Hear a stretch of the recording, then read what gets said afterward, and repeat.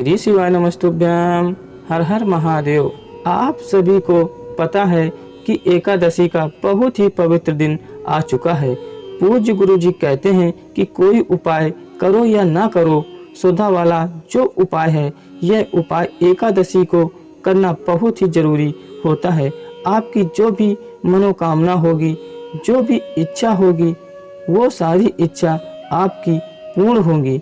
जीवन में जो भी कष्ट होगा, तकलीफ होगा, जीवन में आपके जो भी परेशानियां होंगी, वो हमेशा के लिए दूर हो जाएंगी। मात्र एक उपाय करना है एकादशी के दिन और आपकी सारी समस्याएं दूर हो जाएंगी। दोस्तों, आज की इस वीडियो में आपको 3 से 4 बहुत ही सुंदर से उपाय बताएंगे।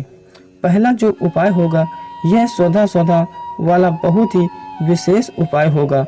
दूसरा जो उपाय होगा, यह कर्ज मुक्ति और धन संपदा प्राप्ति हेतु बहुत ही लाभकारी उपाय होगा।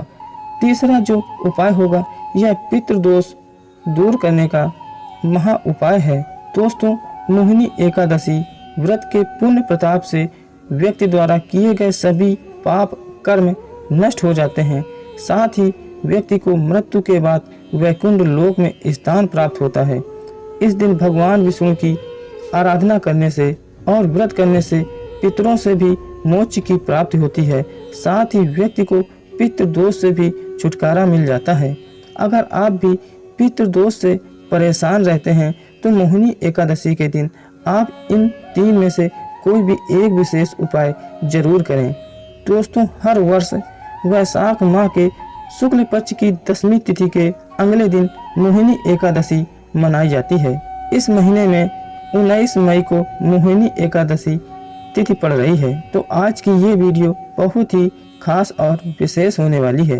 इन उपायों को गुरु जी की ही कथा को सुनकर और समझकर ही हम आपको समझाने का पूरा प्रयास करते हैं। तो आप सभी से एक छोटी सी गुजारिश है कि आप सभी वीडियो को लाइक शेयर जरूर करें। अगर आप महादेव के सच्चे भक्त हैं तो आप सभी चैनल को सब्सक्राइब जरूर करें और कमेंट में श्री शिवाय नमस्तुभ्यम या हर हर महादेव लिखना ना भूलें। दोस्तों, पहला जो ये उपाय है, ये उपाय एकादशी के दिन आप सभी को जरूर करना चाहिए।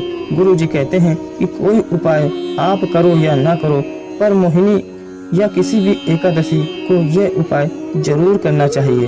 अगर आपके जीवन में बहुत ज़्यादा दुख तकलीफ बने रहते हैं, आपके घर परिवार में सुख शांति नहीं रहती है, आप जो भी काम करते हैं उस काम को करने में आपको विभिन्न प्रकार की समस्याएं आने लगती हैं, या आपके काम पूर्ण नहीं हो रहे हैं, आप जो भी काम करते हैं उस काम में आपको सफलता नहीं मिलती है, आपके घर परिवार में बहुत ग्रह क्लेश लड़ाई झगड़े होते ही रहते हैं, या आपके जीवन में बहुत ज़्यादा दुख तकलीफ कष्ट बने रहते हैं, तो इस उपाय को आप किसी भी एकादशी के दिन कर सकते हैं। इस उपाय को आप सुबह शाम किसी भी समय कर सकते हैं। इस उपाय को करने के लिए आपको एक तांबे का लोटा लेना है। उस तांबे के लोटे में अपने घर का शुद्ध जल भर लेना है और फिर इस लोटे को लेकर आप किसी शिव मंदिर चले जाएं और अपना मुंह उत्तर की ओर करके शिवलिंग के पास खड़े हो जाएं और फिर इस जल को शिवलिंग के ऊपर धीरे धीरे करके श्री शिवाय नमस्तुभ्यम मंत्र बोलकर अर्पित कर दें और फिर 3 बार आपको स्वधा स्वधा स्वधा कहना है। गुरु जी ने कहा है कि अगर आप 3 बार स्वधा स्वधा स्वधा बोल देते हैं तो आपके जीवन की सारे कष्ट दुख तकलीफ दूर हो जाएंगे। आपकी जो भी मनोकामना होगी, आपकी जो भी इच्छा होगी, वो बहुत ही जल्द पूर्ण हो जाएगी।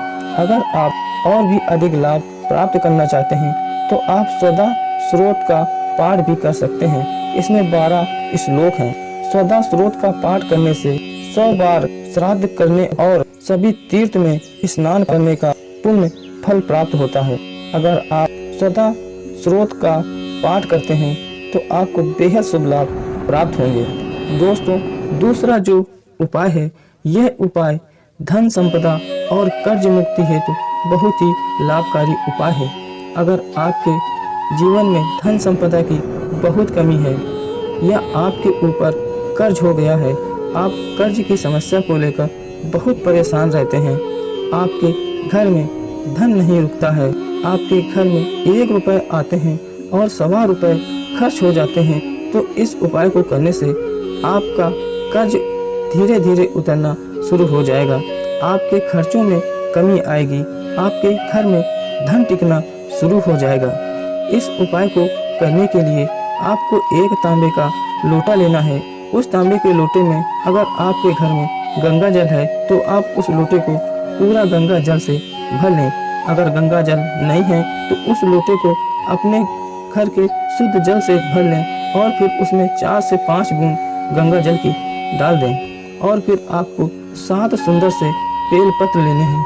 बेल पत्र कहीं से खंडित न हो और कहीं से कटे फटे न हो, और फिर उस लोटे में 7 बेल पत्र को डाल दें और फिर इस लोटे को लेकर आप शिव मंदिर चले जाएं। नंदी महाराज का दाहिने वाला उठा पैर होता है, उसी के ऊपर पूरा जल समर्पित कर देना है और फिर 7 बेल पत्र को शिवलिंग पर एक एक करके इस तरह से समर्पित करना है कि बेल पत्र की डंडी आपके विपरीत हो, और फिर श्री शिवाय नमस्तुभ्यम मंत्र बोलकर महादेव से प्रार्थना करें। आपकी जो भी कामना है वह महादेव से कह देना है, आपकी मनोकामना बहुत ही जल्द पूर्ण हो जाएगी। दोस्तों, तीसरा जो उपाय है, यह उपाय बहुत ही ज़्यादा खास और विशेष उपाय है। अगर आप पितृदोष से पीड़ित रहते हैं तो गुरुजी कहते हैं कि आपके जीवन में विभिन्न प्रकार की समस्याएं आएंगी, आपके जीवन में दुख तकलीफ बढ़ने लगेंगे, आपके जीवन में सुख शांति में कमी आने लगेगी। आप जो भी काम करेंगे उस काम में आपको किसी न किसी प्रकार की अड़चने आएंगी। गुरुजी कहते हैं कि अगर आपके पितृ आपसे नाराज हैं तो आपको जीवन में बहुत परेशानियों का सामना करना पड़ता है। वहीं अगर आपके पितृ आपसे प्रसन्न रहते हैं तो आपके जीवन में सुख शांति में कमी नहीं रहेगी, आपके घर में सुख शांति बनी रहेगी, आपको हर क्षेत्र में सफलता और तरक्की मिलेगी, आपके मान सम्मान में वृद्धि हो। पितृदोष से परेशान है तो इस उपाय को करके आप पितृदोष से छुटकारा पा सकते हैं। इस उपाय को करने के लिए आपको 1 तांबे का लोटा लेना है। उस तांबे के लोटे में अपने घर का शुद्ध जल भर लेना है और आपको 1 सफेद पुष्प लेना है। आप सफेद पुष्प कोई सा भी ले सकते हैं, बस आपको केतकी का पुष्प नहीं लेना है। और फिर इन सभी सामग्री को लेकर आप शिव मंदिर चले जाएं और फिर सफेद पुष्प को जहां से जल नीचे गिरता है यानी जलाधारी के नीचे सफेद पुष्प को रख देना है।